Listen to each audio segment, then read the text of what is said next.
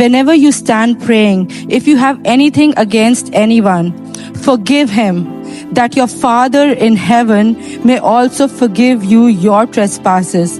But if you do not forgive, neither will your Father in heaven forgive your trespasses. Unforgiveness and holding things in our hearts, they hinder prayers. And I just want us to, be very honest and be very true to our God, and just take a moment to release people from our hearts that we may have hold on to, and say, okay, God, this one I will not let go of. But we need to forgive.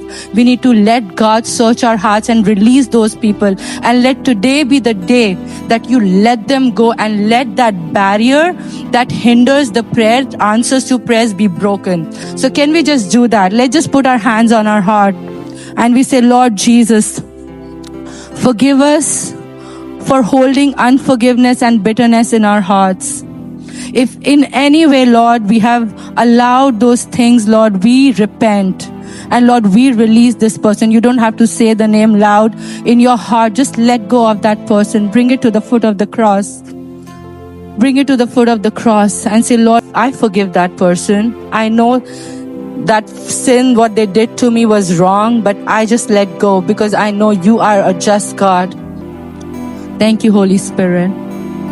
We let go, Lord. We let go. We let go of all offense, all unforgiveness, all bitterness, Lord. And we say, Lord, help us, oh God. And Lord, we release them to you. And we say, Jesus, come and have your way, Lord. And when we pray, Lord, we know you will listen to our prayers.